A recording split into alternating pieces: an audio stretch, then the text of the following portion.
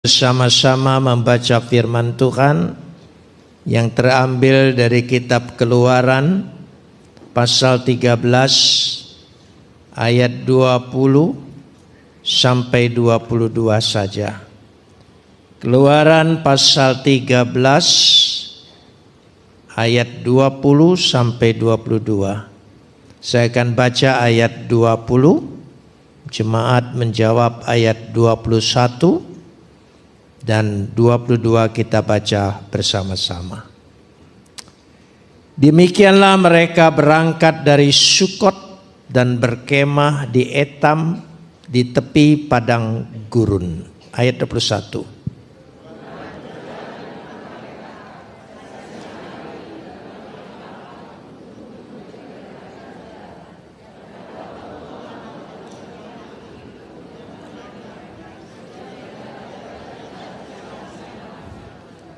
Dengan tidak beralih tiang awan itu tetap ada pada siang hari dan tiang api pada waktu malam di depan bangsa itu. Kapot leha Adonai Elohenu kapot leha. Segala kemuliaan ya Adonai Tuhanku, kemuliaan bagimu. Saudara yang dikasihi Tuhan, ketika Tuhan memanggil keluar bangsa Israel dari Mesir, karena Tuhan memiliki rencana untuk membentuk umatnya. Ketika kitab Kejadian, dia berbicara untuk per orang per orang, lalu bentuk keluarga dari sejak Abraham dan seterusnya sampai pada satu bangsa. Tuhan ingin membentuk umatnya. Karena itu Petrus menulis umat yang terpilih, bangsa yang terpilih, umat yang imam yang rajani, bangsa yang kudus. Konsepnya sebetulnya dari kitab Keluaran.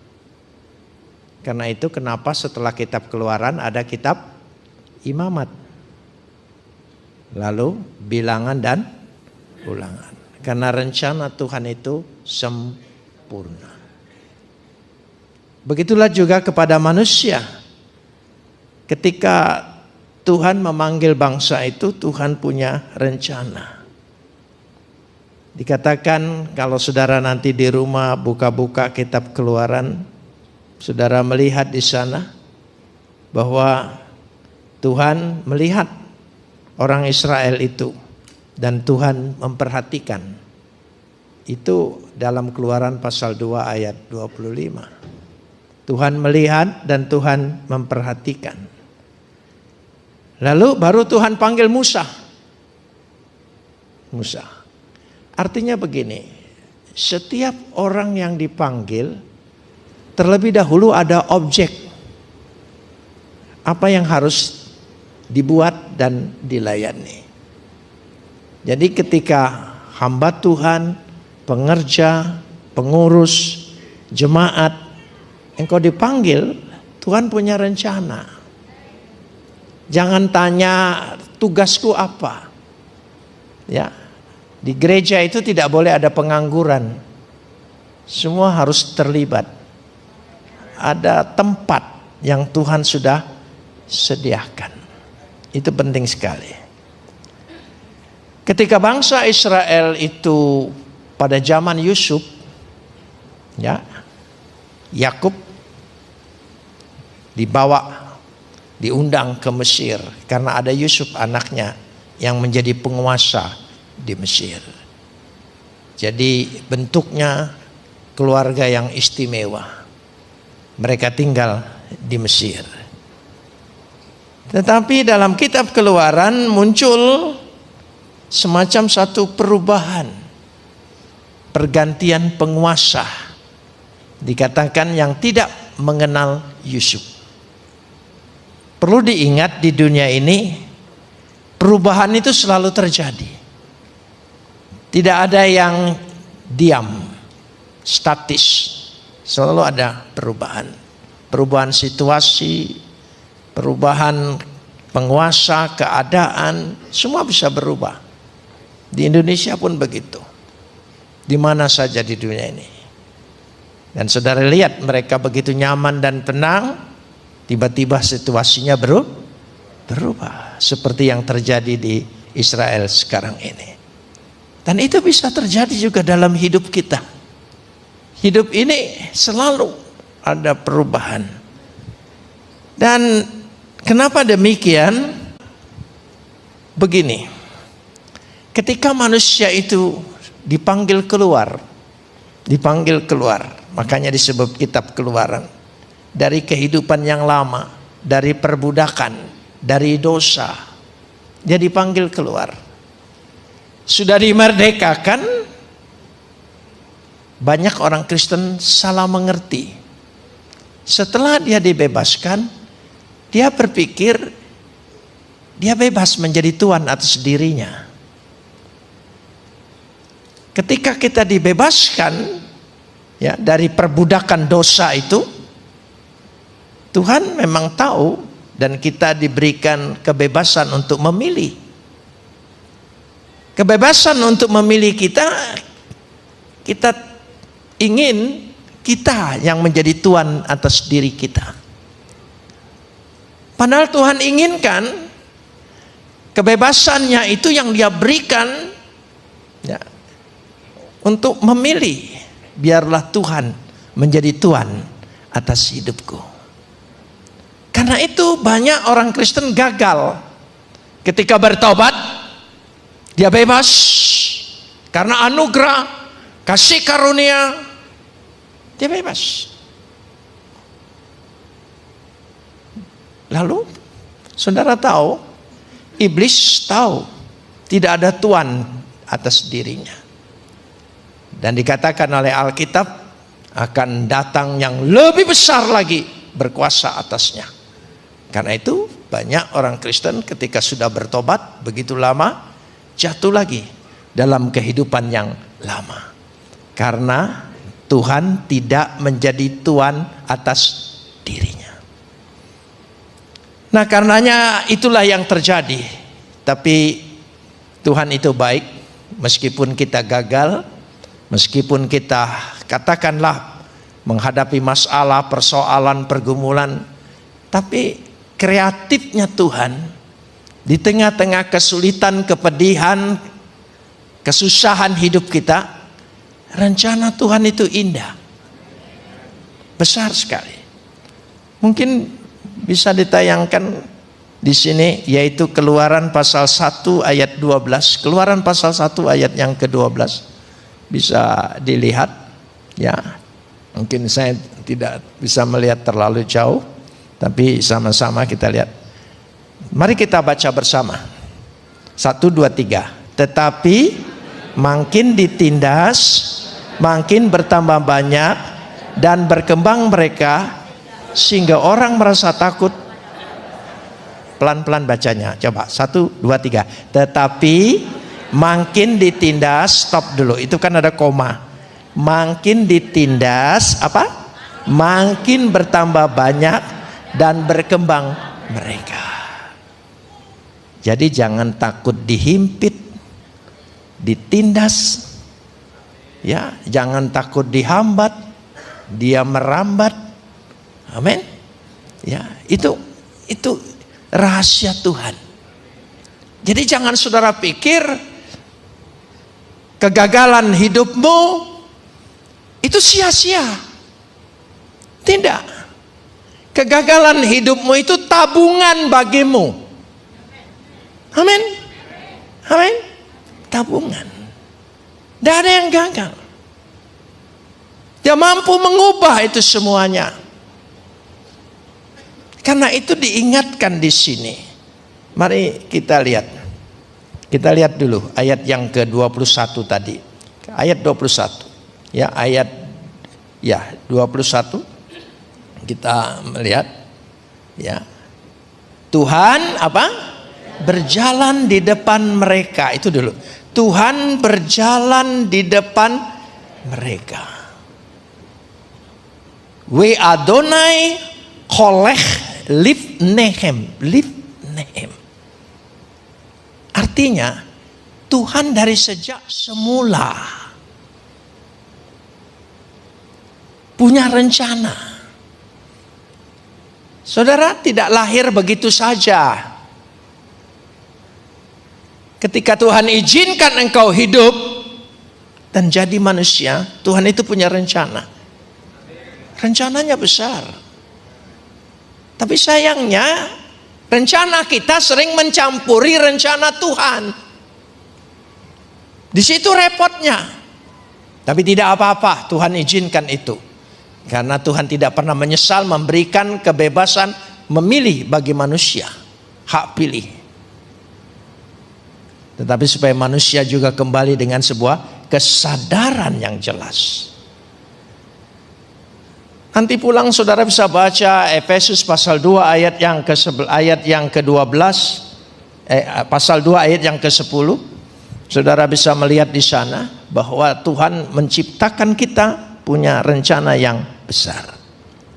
Ketika Dia berjalan di depan, itu maksudnya Dia menghendaki memimpin kita, menuntun kita. Ya. Makanya ayat 22 kita perhatikan di sini. Ya, pada siang hari dalam tiang awan untuk menuntun mereka di jalan, dan pada malam hari ya dalam tiang api yang menerangi mereka, sehingga mereka dapat berjalan siang dan malam. Saya senang sekali ayat ini. Dia menuntun di jalan. Kemudian Dia menuntun jalannya. Ini bagus ayat ini. Saya senang sekali.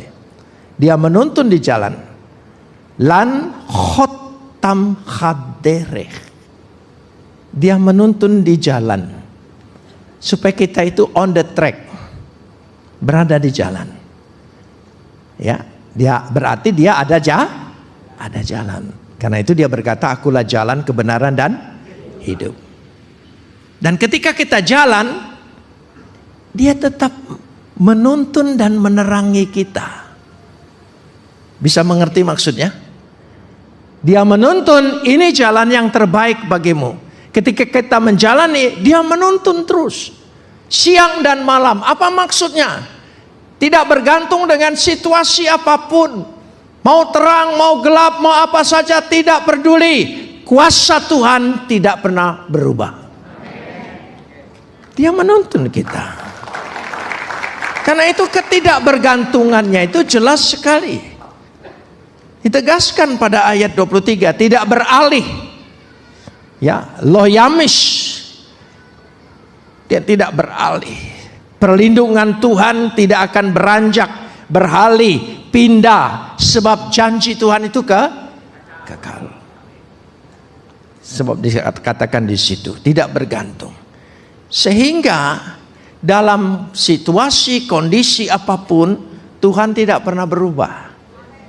Janjinya tidak pernah batal. Hanya kita yang menunda menerimanya. Nah itu, kenapa? Karena kebandelan kita sendiri saudara. Di situ letaknya. Pertolongan Tuhan kepada bangsa ini itu sudah terjadi di zaman Musa. Apakah tidak terjadi lagi di zaman sekarang? Ulangan pasal 5 ayat 15. Coba kita lihat. Ulangan pasal 5 ayat yang ke-15. Kita lihat bersama. Mari kita tengok ayat ini, simak ayat ini dengan baik. Ulangan pasal 5 ayat 15. Sebab haruslah kau ingat. Kenapa disuruh ingat? Wezarechta. Kata wezarechta, ya kata wezarechta berakar dari kata zahar. Ingat. Ingat itu bukan hanya menjadi monumen. Bahwa dulu aku tolong engkau. Aku keluarkan engkau. Aku tolong engkau. Tapi itu juga menjadi momen. Bahwa setiap saat aku mampu menolong. Karena itu memakai kata ingat di situ, diingat-ingat terus bahwa Tuhan terus melakukan itu. Kata zahar. Zahar itu dipakai oleh saudara kita, bahasa hampir sama, zikir. Maka zikir itu mengingat-ingat nama Tuhan, tapi kita mengingat-ingat perbuatan Tuhan. Bahwa perbuatan Tuhan berlaku dahulu, sekarang, ke depan, sampai kapanpun dia tidak pernah berubah. Dia ingat itu. Jadi ketika kita menghadapi masalah, menghadapi persoalan, kita lihat sendiri bahwa dia membebaskan kita, ya, dengan tangan yang kuat dan lengan yang teracung. Saudara pernah berpikir bagaimana lengan yang teracung? Coba. Lengan teracung gimana sih? Lengan itu yang mana? Ini kan? Ini lengan. Ketika orang mengangkat perisai dengan lengannya, artinya dia melindungi kita dari setiap serangan musuh. Dia punya kekuasaan, dia sanggup melindungi kita. Amin.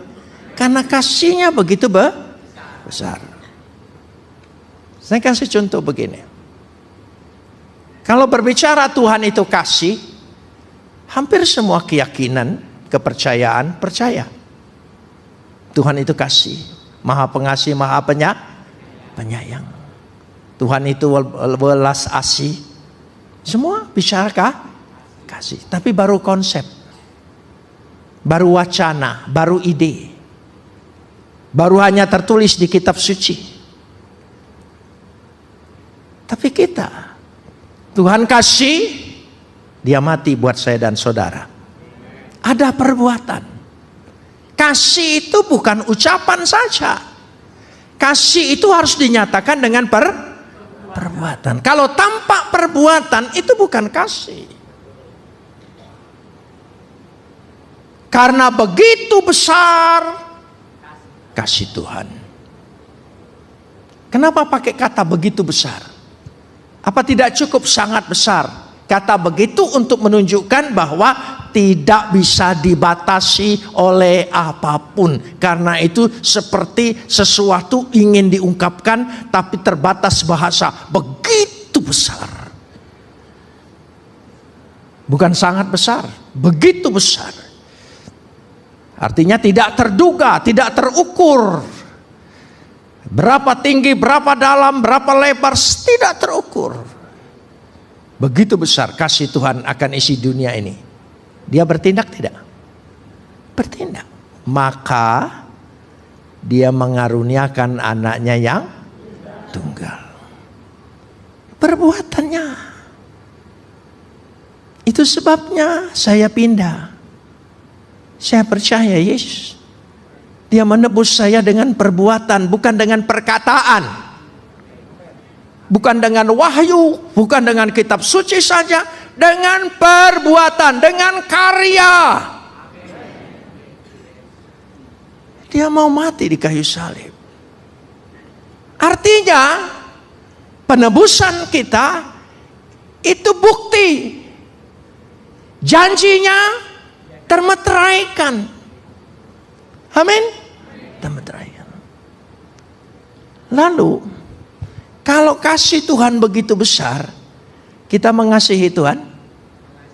Kita mengasihi Tuhan? Apa buktinya? Jangan gombal ya dengan Tuhan. Tega-teganya kita gombalin Tuhan. Saudara, aku mengasihi engkau tapi tidak ada bukti. Itu bukan kasih. Kasih itu ada bukti. Nyata. Nah sekarang saya kasih tunjuk. Ada orang percaya bahwa dengan Tuhan, mengimani. Karena itu dia percaya Tuhan lewat hukum Tuhan. Untuk percaya lewat hukum Tuhan, dia mentaati hukum itu. Dia turuti semua perintahnya. Dia ikuti sekecil apapun untuk membuktikan dia percaya. Nah sekarang ya kita mengasihi Tuhan, buktinya apa? Jangan saudara berpikir Ya, kekristenan itu setelah kasih karunia ya bebas-bebas saja. Ya tidak, engkau harus membuktikan. Saudara, setiap orang percaya dipenuhi oleh Roh Kudus. Apa buktinya? Jangan saudara pikir, oh roh itu roh, namanya roh tidak bisa kelihatan. Siapa bilang? Roh itu ada penampakan yang jelas, ada bukti yang jelas bahwa roh itu hadir dalam hidup orang itu. Ada. Saya kasih tunjuk. Waktu Yesus dibaptis, Roh Kudus turun atasnya. Nampaknya apa? Burung merpati. Berarti roh ada penampakan. Jelas bahwa Roh Kudus itu ada. Ketika rasul-rasul dipenuhi oleh Roh Kudus, apa buktinya? Lidah api turun atasnya. Nah, kita mengaku dipenuhi Roh Kudus. Apa bukti hidupnya? Buah-buah dalam kehidupan kita dipenuhi Roh Kudus harus menjadi bukti. Amin. Harus jadi bukti. Jangan omong saja. Dipenuhi Roh Kudus pakai bahasa lidah, tidak salah, tapi itu baru bunga. Tanda awal. Bunga belum jadi buah. Buktikan bunga itu jadi buah. Makanya tidak heran saudara kecewa di gereja. Orang itu pandai sekali berbahasa roh, tapi hidupnya, perkataannya nggak beres. Itu bunga yang layu. Ya, mati sebelum berkembang. Apalagi berbuah. Harus ada bukti. Roh Kudus mengilhamkan para rasul untuk menulis pesan Tuhan. Apa buktinya? Alkitab. Alkitab ini bukti bahwa Roh Kudus mengilhamkan. Sehingga ada yang tertulis, ada yang bisa kita baca. Ini buktinya. Roh Kudus masuk ke dalam diri kita, mengubah hidup kita. Ada buktinya, hidup baru. Itu Roh Kudus. Jadi jangan saudara berpikir karena kasih bebas, lalu kasih itu hanya sekedar simbol, ucapan. Nggak bisa. Ibu-ibu rela menikahi laki-laki yang sekarang jadi suami karena dia ambil tekad, aku mencintai engkau, maka aku ingin mengikat hidupku kepada engkau, lalu dinikahi. Itu kan bukti. Dan ibu-ibu membuktikan juga, ya, mengasihi suaminya, mengasihi keluarganya. Dan ibu-ibu lebih membuktikan lagi, mau mengandung anaknya 9 bulan 10 hari. Ada ibu-ibu berkata, capek dulu, taruh dulu. Tidak ada. Dia kandung. Kalsium dia ditarik untuk kepada anaknya. Makanya wanita-wanita paling rapuh tentang tulang. Karena dia berikan. Dia mengasihi. Coba kalau ibu-ibu sakit. Apa dia terkapar kalau tidak sakit yang paling berat? Ya, dia pasti bangun. Dia lihat lagi apakah sudah beres semua, anaknya, suaminya terurus. Ayo, beda dengan bapak. Kalau sakit terkapar langsung selimutan. Ya. Makanya dalam hidupmu ada 2 wanita keramat. Saya katakan ada 2 wanita keramat. Ibumu dan istrimu. Amin. Amin. Coba katakan dengan istrimu, ini wanita keramat. Oh ya, hati-hati durhaka dengan dia. Langsung. Jangan-jangan pergumulan, masalah, segala sesuatu yang terjadi dalam hidupmu, ya, ekonomimu morat-marit, salah perhitungan, jangan-jangan dosamu mendustain istrimu. Saya ngomong gini ada bukti. Saya tidak sembarang ngomong. Saya ada bukti. Waktu saya di penjara 6 tahun, saya dipindah-pindah. Maaf, saya kesaksiannya penjara aja. Waduh, penjara itu jangan ke 6 tahun, 6 hari aja berkesan, saudara. Ini gitu, 6 tahun. Dipindah-pindah. Supaya keluar dari hiruk pikuk Jakarta, walaupun tidak ada persoalan di Surabaya, saya dipindahkan ke Kalisosok. Kalisosok. Orang Surabaya pasti tahu kan? Kalisosok. 2 tahun 5 hari saya di Kalisosok. 2 tahun 5 hari. Saya tinggal, ya penjara itu, di penjara itu ada rumah sakit. Di Kalisosok. Ada rumah sakitnya. Nah, saya supaya tidak terlalu bercampur dengan orang lain, tinggal di rumah sakit itu. Tapi bukan di sel bangsal untuk orang sakit. Ada kamar-kamar lain lagi. Di situ saya boleh tinggal. Jadi artinya di kamar itu. Ya. Nah, karena 2 dokternya Kristen, ya, anak Tuhan. Lalu saya suruh bantu-bantu dia. Bantu-bantu catat nama ini terus penyakitnya apa, saya bantu-bantu. Ya, saya bantu-bantu untuk ngisi waktu supaya tidak jenuh, ya, saudara. Karena 1 hari dan 1 malam itu, waduh, lama sekali di penjara. Di luar kayaknya cepat sekali ya. Tiba-tiba kita sudah Oktober lagi ya. Iya, kayaknya baru saja. Ya, Oktober. Kalau ingin lama masuk penjara. Nah, pasti lama, saudara.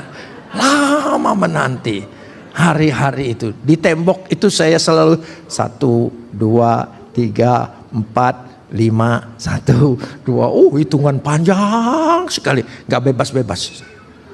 Nah, saya akhirnya minta izin. Saya ingin wawancara semua orang yang sudah jatuh hukuman ini. Saya ingin wawancara. Diizinkanlah oleh dokter. Jadi dikasih kartu.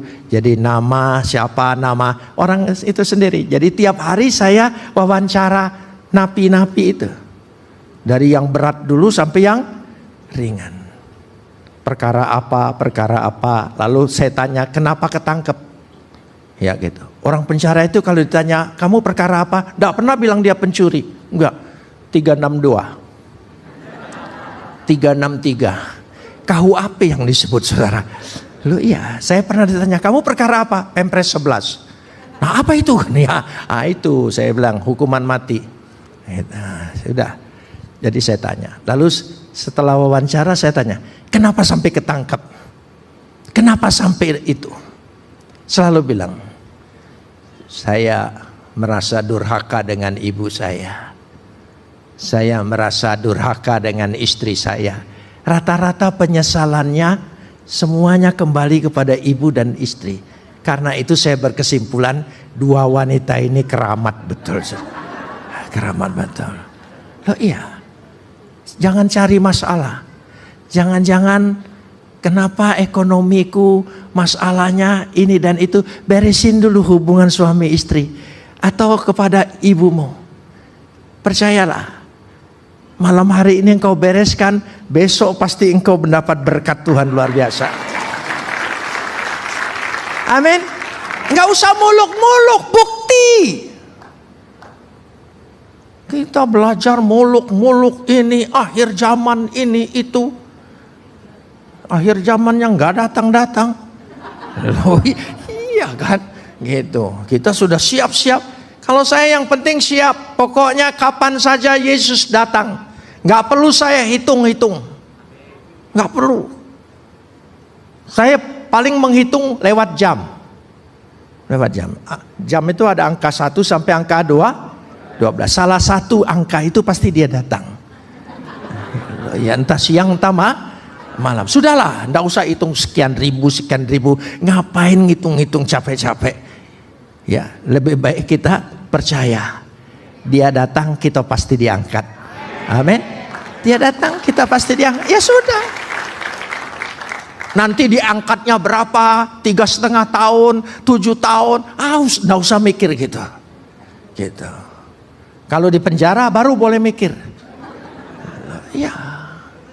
Jadi Tuhan itu izinkan. Kasih itu menyelamatkan. Kita ini selamat karena kasih, amin. Mari kita buktikan kasih, itu pasti menyelamatkan kita. Kita buktikan kasih dengan keluarga kita, pasti menyelamatkan keluargamu, amin. Kita buktikan. Tidak usah pakai gagasan muluk-muluk. Buktikan. Ya, kita minta doa Tuhan. Setiap hamba Tuhan datang, doakan masalahku supaya dapat jalan keluar. Nggak usah. Ngaku aja dengan istrimu. Minta dia mengampuni. Amin saudara. Ya, berat tapi menyelamatkan. Ayo ya, akui aja.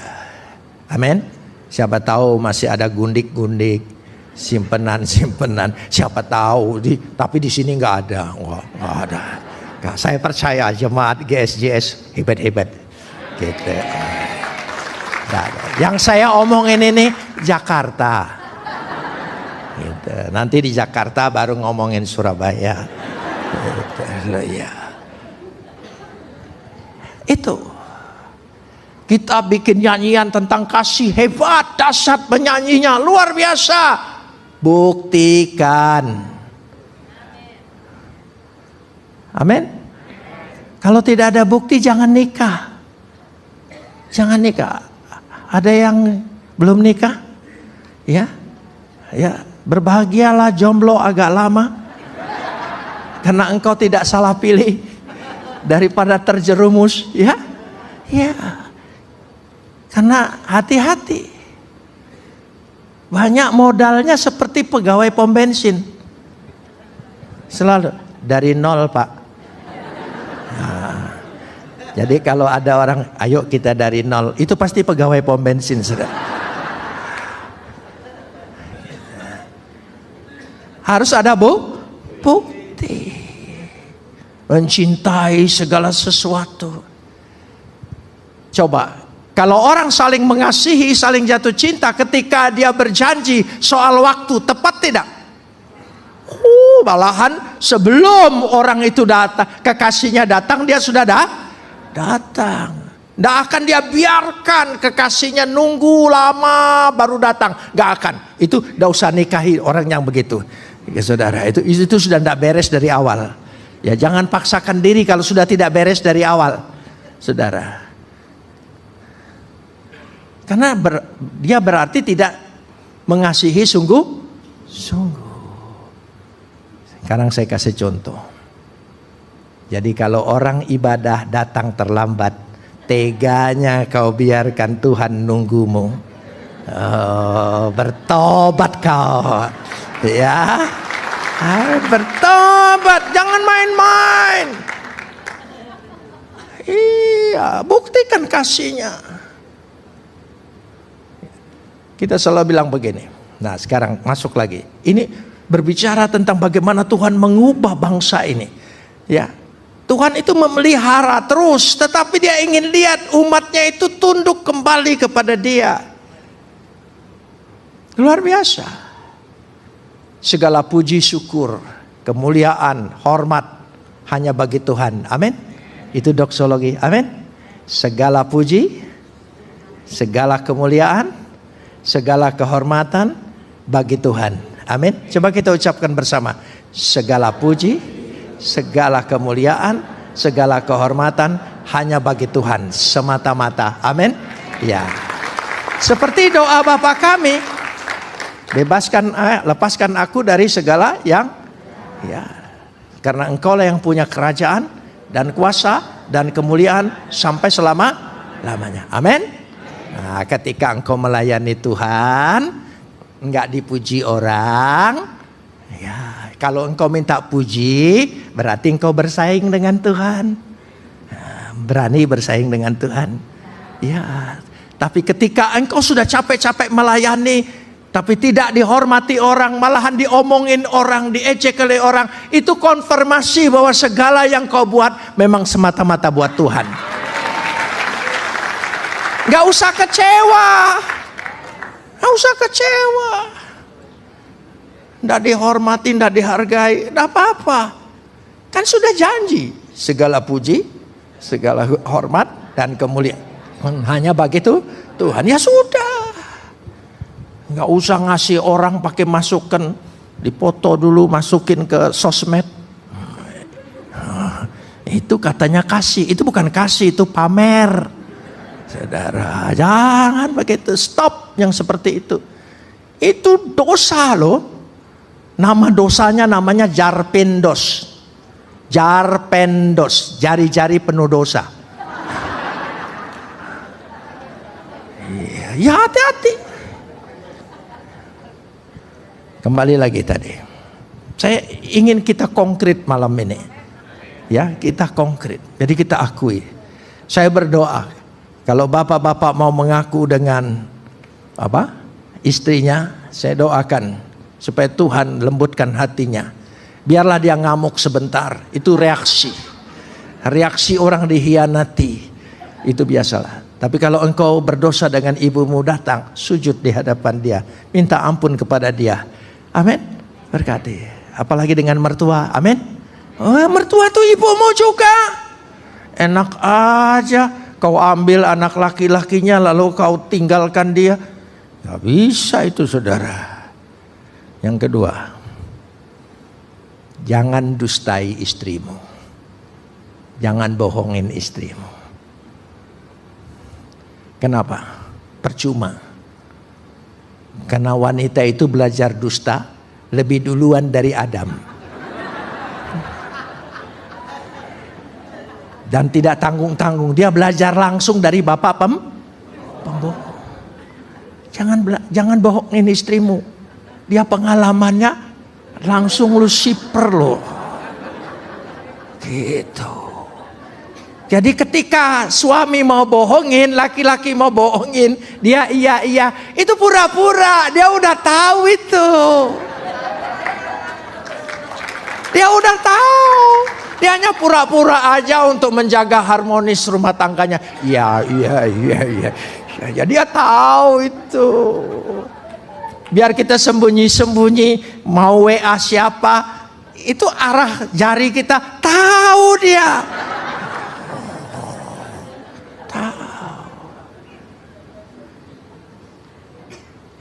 Amin. Supaya berhenti kita bersandiwara ini. Amin. Iya, betul-betul selesaikan kita. Kasih ada buktinya, penuh Roh Kudus ada buktinya.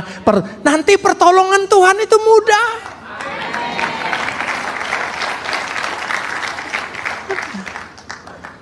Kalau ada yang tersinggung malam hari ini, itu baik.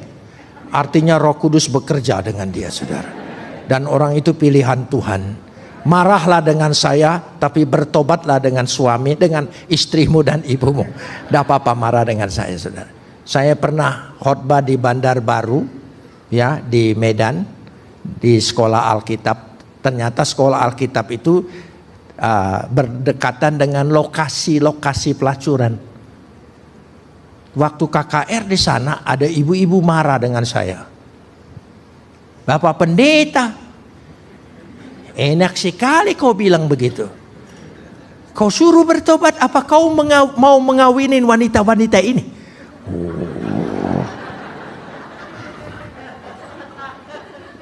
Jangan omong saja Pak Pendeta. Terus saya bilang, ibu tersinggung? Iya, saya tersinggung. Itu enaknya kalau khotbah dengan orang Batak langsung. Gitu, enggak basa-basi. Kalau dengan orang Solo tersinggung? Enggak.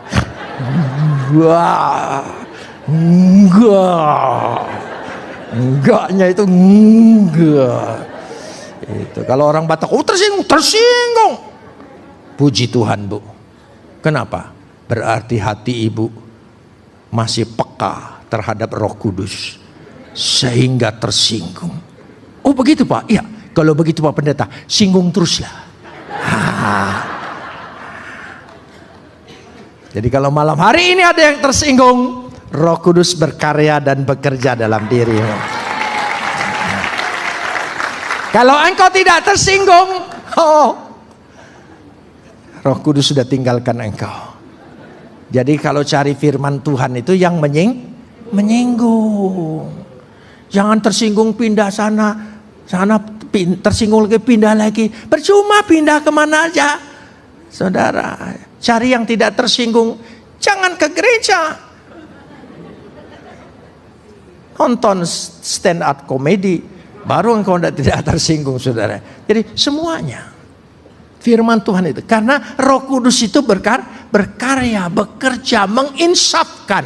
Elen hen, Roh Kudus menginsafkan. Elen hen, bahasa Yunaninya. Elen hen, coba ucapkan.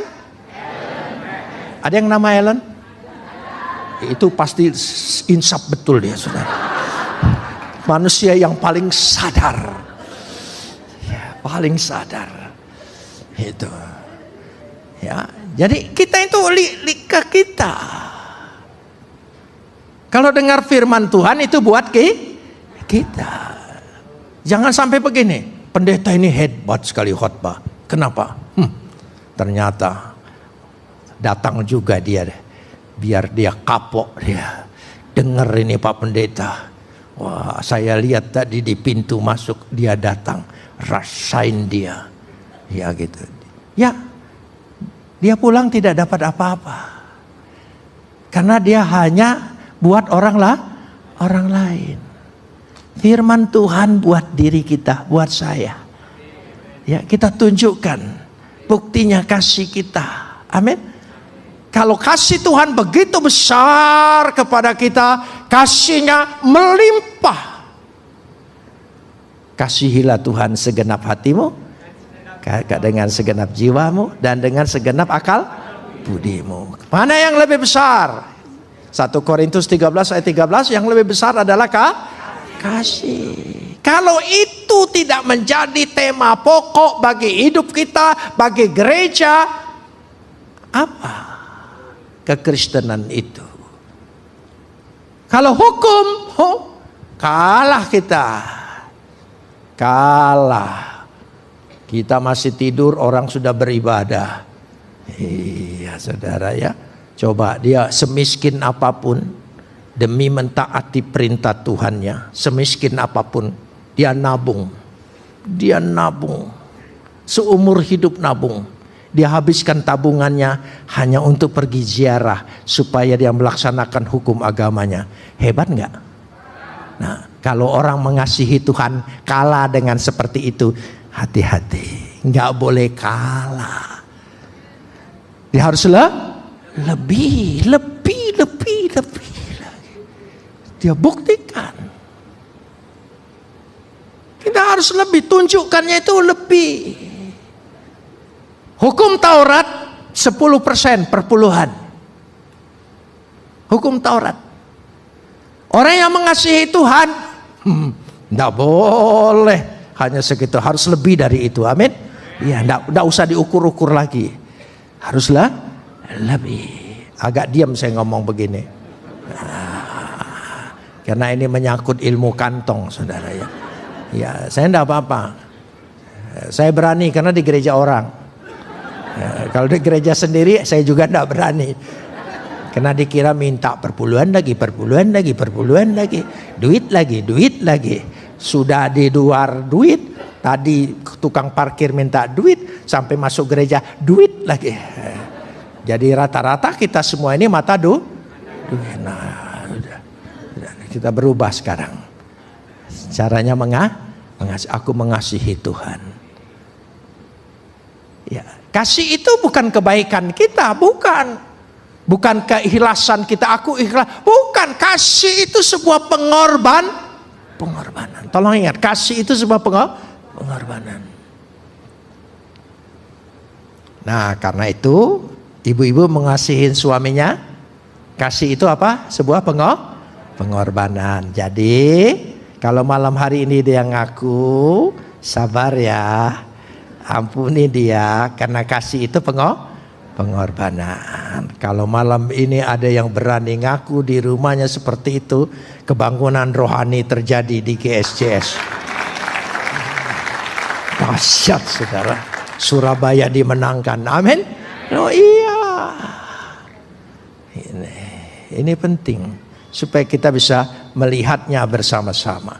Sebab kalau kita perhatikan, ketika Tuhan membawa bangsa itu dengan kasih-Nya untuk keluar, pembebasan budak ada 3 poin.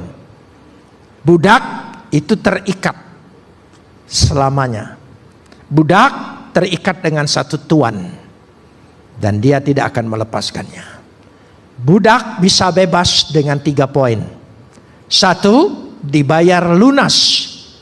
Dibayar lunas dengan harga yang sudah ditentukan oleh tuannya. Tuan yang memegang dia sudah menentukan harganya. Orang itu berani bayar lunas, bayar lunas. Kita dibebaskan dari budak dosa. Ya. Dari sejak Kejadian 2 ayat 17 dikatakan, jika engkau makan buah ini engkau pasti mati. Itu harganya, mati. Ya. Roma 6 ayat 23, upah dosa adalah maut. Itu harganya. Yesus bayar kita. Dia bayar dengan maut tidak? Dia mati buat kita tidak? Oh dahsyat. Itu berarti pembebasan. Beri kemuliaan bagi dia. Jadi saudara, saya dan saudara yakin sudah diampuni, sudah ditebus, sudah dibebaskan? Amin. Karena yang membebaskan kita memang telah menyerahkannya nyawanya. Dan kita selalu diingatkan, makanlah tubuhku, minumlah darahku. Yang kedua, diadopsi menjadi anak. Kalau budak itu diadopsi menjadi anak, dia anak. Dia bebas, tidak lagi budak tapi anak. Yohanes pasal 1 ayat 12, barang siapa percaya, ya diberi kuasa untuk menjadi anak. Amin. Kita anak-anak Tuhan. Oh, anak Tuhan, amin. Bukan budak lagi tapi anak. Meskipun anak itu terikat dengan bapak, anak terikat dengan bapak, anak punya hak. Ya, budak terikat dengan tuannya tidak punya hak. Yang ketiga, budak itu bisa bebas kalau dia wanita dinikahi.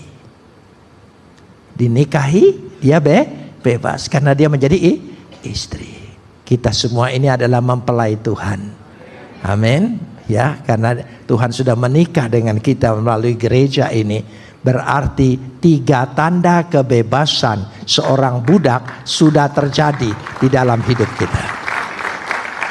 Amin. Karena itu jangan mau lagi kembali ke zaman budak. Jangan sekali-kali kembali. Karena berat sekali pelepasannya. Karena keterikatannya. Aku sudah merdeka, aku sudah bebas. Saudara, saya ingin kasih contoh. Ya, contoh bagaimana supaya orang itu merdeka dan bebas. Ya. Teman saya memelihara burung kakak tua di Jakarta, teman baik. Tapi baru meninggal waktu Covid. Ya. Teman baik seumuran dengan saya. Ya. Waktu saya masuk penjara, dia juga masuk penjara. Tapi kasusnya lain. Ya. Saking setianya kali. Gitu berteman dengan masuk penjara. Keluar dari penjara, kita mengerti arti terkurung. Nah, dia piara burung kakak tua. Lalu dia bilang ke saya ingin bebaskan. Lepaskan ya. Oh ya, bagus. Harus, kan tidak enak. Jadi rantai kakak tua itu dibuka. Dilepaskan. Wah, kakak tuanya terbang ke genteng. Ini. Sudah bebas dia. Pagi-pagi dia lihat kakak tuanya nempel lagi di situ. Sudah kebiasaan. Nah, jangan-jangan Kita ini balik lagi karena kebiasaan mental budak. Ya. Bangsa Israel dipilih justru saat dia jadi budak. Apa Tuhan tidak bisa pilih bangsa yang lebih istimewa, lebih terhormat, lebih pinter? Tapi Tuhan ingin pilih justru bangsa budak, bangsa yang mentalnya rusak, bangsa kehidupannya yang sudah tidak ada, tidak pernah sekolah lagi. Tapi Tuhan mau pilih karena Tuhan berkuasa untuk mengubah orang, mengubah bangsa, mengubah umat. Amin. Dia sanggup mengubah. Saya percaya malam hari ini Tuhan sanggup mengubah kita. Amin. Tuhan sanggup mengubah. Katakan, Tuhan sanggup mengubah saya. Ya, Tuhan mengubah. Saya dulu yang tidak percaya, diubah oleh Tuhan untuk menjadi percaya. Saya sendiri suka heran, kenapa saya bisa percaya, padahal tidak mungkin. Tapi itulah Tuhan, pekerjaan Roh Kudus mengubah seseorang. Saya percaya Roh Kudus berkarya, bekerja malam hari ini pada setiap kita semua. Dia akan mengubah kita.